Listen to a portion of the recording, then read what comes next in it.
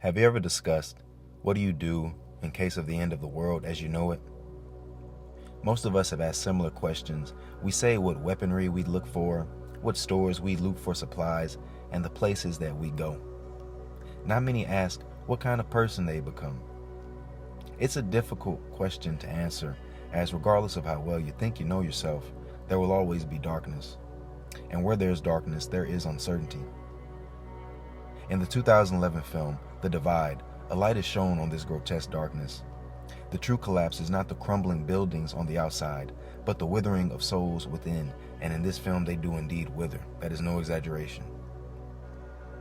Though the film begins with nuclear devastation, its true horror doesn't drop with the bombs.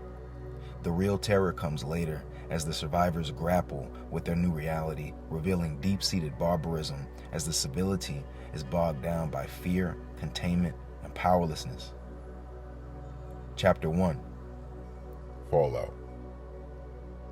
We open on a woman staring at the explosions as the fragility of her situation becomes clear. This is Eva. She bolts into action, seeking safety in the apartment shelter, which is occupied by its superintendent, Mickey. Only 8 residents make it inside. Eva and her boyfriend, Sam, Josh and his brother, Adrian, as well as Josh's friend, Bobby, Marilyn and her daughter, Wendy, and a man by the name of Delvin.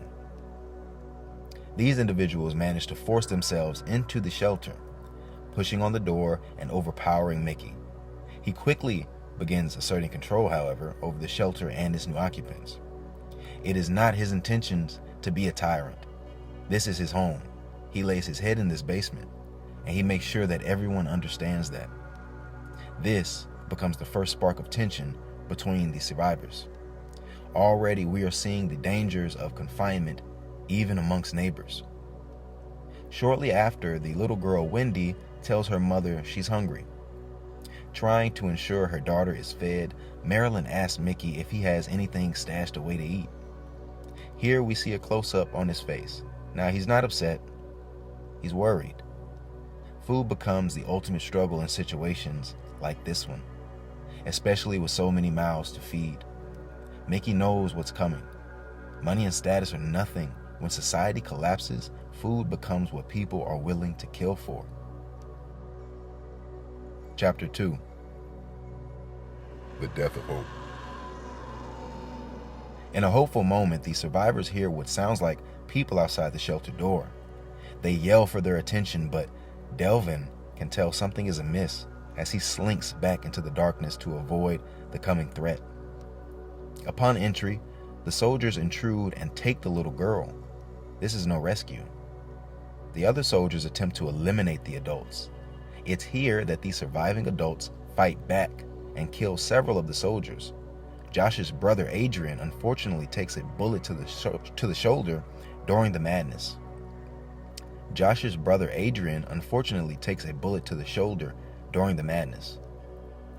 Once the smoke clears, Eva's first thoughts are of her boyfriend Sam. She seeks him out and he's covered in blood from the battle. Eva asks if he's okay. He's not. Later, Bobby sees Eva comforting Marilyn in the back of the shelter. He uses this moment to extend a branch of quiet cruelty as he tosses the girl's once beloved stuffed animal onto the floor. At first glance or first viewing, it can seem like a solemn recognition of the mother's pain.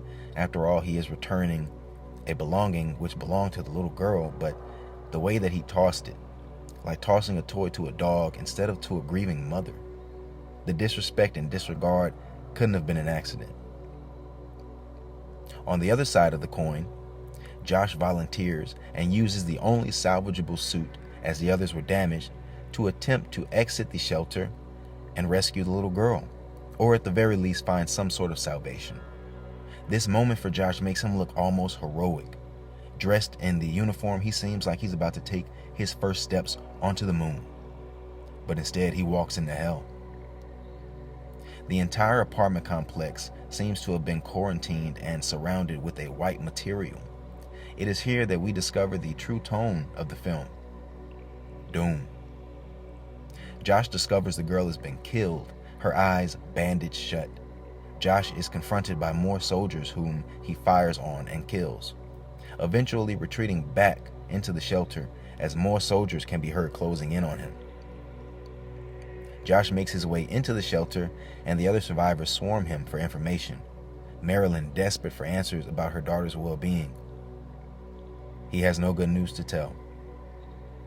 Then, in a moment of terror, we see the soldiers begin to weld the shelter door completely shut, trapping the remaining survivors. The death of the little girl serves as the death of the group's hope and prospects of escape. It was also the moment that shit gets real for the survivors, as with the innocents gone, now the real horrors may commence. As the sparks fade and the steel door is fused shut from the outside, the shelter ceases to be a refuge and becomes a death sentence. The survivors are no longer waiting for a rescue that will never come. They are now like specimens in a jar, left to fester, and we are the viewers, waiting to see what horrors unfold. With the kidnapping of Wendy and the discovery of the soldiers' clinical cruelty, the last tether to a moral world is severed. The civilized humans that we met in the fallout are gone now, and in their place are cornered animals. Cornered animals often lash out. Chapter 3. The Gilded Cage. The deceptive cruelty of the shelter becomes evident as despite having supplies, strong concrete walls, and water, it still remains a cage. As time passes, the bunker itself begins to rot, and so do those trapped inside it.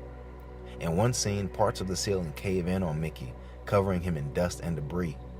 Slowly, filth, distrust, and disregard take hold within the group. The safe haven they find themselves in is a brutal paradox. It keeps them alive, and it gives them the bare bones for survival, but it is not a home. There's no progression in the shelter, only stagnation and regression. The bodies of the soldiers are rotting, and if left unattended, will lead to sickness. After some discussion, Bobby volunteers. He says, "I can do it," in reference to having to dismember and dispose of them in the septic tank. Mickey says to the others, "But can he live with it?" I really love that scene as, yes, you may be capable, but can you live with this decision?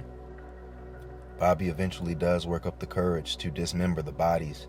However, once he exits that room, he's no longer the same. Eventually, tensions come to a boil as Delvin and Mickey come to blows over Delvin's suspicions that Mickey may be holding out on food. Turns out he's right. He catches Mickey attempting to open a safe and forces him to open it at taser point, acquired from one of the dead soldiers. Once the safe is opened, we see Mickey really was holding out on the group. He and Delvin get physical, and it ends in Delvin taking a bullet to the head. Once confronted by the rest of the group, Josh and Bobby decide his guilt and strap him into a room. They even torture him and sever fingers for the combination to the safe. Now with the leader of the group dethroned and decommissioned, Josh and Bobby begin a reign of terror unlike anything I've seen in any other film. This is where it starts to get truly abominable. Chapter 4. Degradation. This is where the film takes off into the depths of depravity. Hunger is no longer of immediate concern. You can even see Josh and Bobby becoming more and more wasteful with the food, tossing it and spitting it out during fits of laughter. With Mickey's leadership gone, the group descends into true lawlessness. No longer are they neighbors and survivors, now they are only predators and prey. Josh and Bobby, the clear predators, and everyone else is just meat. Now in this isolated hellhole, control and dominance become sources of pleasure. Just as Bobby tossed Wendy's stuffed toy at her mother earlier in the film, he and Josh now treat that mother's very life as a toy, with no regard for where it lands or the damage done. Now, I will try to avoid too much detail, but Marilyn is completely reduced from a protective and grieving mother into a plaything. Earlier, Marilyn referred to her daughter as the best of her. With that side gone, she has been diminished to a shell of her former self, only living to satisfy and satiate the sick appetites of Josh and Bobby. One of the most terrifying scenes in the film and in cinema is of Marilyn with duct tape strapped across her breasts and a makeshift leash around her neck. She prays for God to save the souls of the sinners, as she is used and abused in every sense of the word. She has become the entertainment of these two tyrants, these two animals. Marilyn lets out a howl of grief and sadness, as I'm sure the reality of her situation dawns on her through the cloud of madness covering her mind. She is later killed off-screen, as to witness such a death would cause most to immediately click off the film.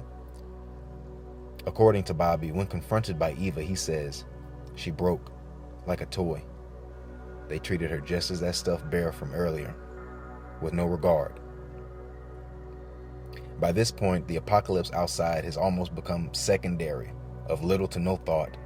The true horror is no longer the world that has ended beyond the shelter walls, but the one being remade here inside of them. The survivors are not just witnessing the collapse of civilization, they are participating. The bombs have destroyed the city, but within the shelter, it is degradation that destroys the human being. Adrian attempts to speak to his older brother, to little effect. As Josh states, he only ever stepped outside the shelter to find a way out for the two of them. He never cared about the others, or perhaps that's what he tells himself. Perhaps that was just what he was telling Adrian. Bobby overhears this. Chapter 5. The Divide. Out of desperation, Eva comes to Mickey's aid, whom she was also unsure of early on. However, she has no other options. He informs her of a piece of information that will completely alter the power dynamic. There is something hidden in the safe that Josh and Bobby do not know about. A loaded gun. During the final acts of the film, Sam, Eva's boyfriend, eventually gets to the gun, but drops it directly in front of Bobby. However, when Bobby mocks him, Sam snaps and knees him in the face, and he seizes the weapon. Josh and Bobby attack the remaining survivors. You see, with Marilyn gone, they seek new playthings. Sam, however, stands up with newfound courage, now possessing the gun in his hand. However, he decides to turn the gun on Adrian instead. Massive facepalm. This ends up sealing the young man's fate due to his flirtatious gestures with Eva earlier in the film and Eva cozying up to him. See, Eva sensed the power structure early and figured getting close to Adrian could keep her protected. As Adrian lies dying, Josh goes berserk as he and Bobby both beat Sam ferociously. On first viewing, you'd swear Sam wouldn't survive this beating. However, he does. While he's down, Bobby spews threats at him. Josh consoles Adrian in his final moments. Eva uses this distraction to slit Bobby's throat with a can lid. Then a wounded, hungry, and exhausted Mickey reemerges and gets a hold of the gun during the mayhem. Josh charges like a crazed bull, realizing Bobby has been killed, and he is then shot in the gut by Mickey. Adrian asks Josh if he's proud of what he's done, as the dead litter the basement floor around them. In a final act of guilt or spite, honestly I do not know which, Josh grabs a gas lamp and sets himself ablaze, ultimately causing a massive fire that distracts Sam and Mickey long enough for Eva to retrieve the suit from the dead soldier, the one Josh used to go and find Wendy. She then locks Sam and Mickey inside and escapes through the septics, leaving them to burn. She exits the apartment and witnesses the total devastation of her home and city. The title, The Divide, suggests physical separation, but the film's true divide runs way deeper than that. There is the world above and the world below. There's the devastation outside, and then you have the confinement within. But the deeper divide is spiritual. It's the separation between what these people thought they were and what they actually became once the structure of ordinary life was swept away from underneath them. The bombs fell above, but hell is below. Up top, the buildings crumbled, and the world as they know it came apart. But in the basement, something uglier took place. People began to rot, physically, spiritually, and morally. The film is telling us that civilization is far more fragile than we like to believe. Remove people's hopes and ability to move freely about the world, remove their sense of self, remove their hope, and the horrors that unfold can be unimaginable. That's the real meaning of the divide, the distance between morality and instinct, between civility and barbarism, between who you thought you were and who you truly become. These survivors, despite being sustained with food, water, and shelter, still get stripped down to the ugliest corners of themselves every day that passed. The Divide is not just a post-apocalyptic horror film, it is a deep, personal, and genuine look at human darkness. Despite the faults within the film, there are many, such as Eva staring at the literal nukes going off, not a quarter of a mile away, and not being immediately blinded and/or incinerated.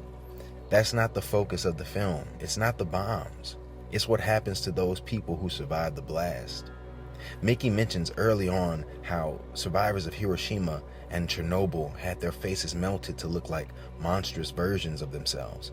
But the Divide shows us that sometimes the bombs and the radiation are the least of your concerns.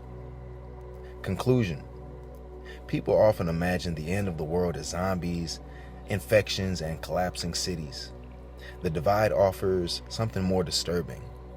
The true horror is not the destruction of the buildings, but the erosion of the human soul. The bombs may begin the catastrophe, but they do not complete it. The question was never, what will you do at the end of the world? It was, what kind of person would you become?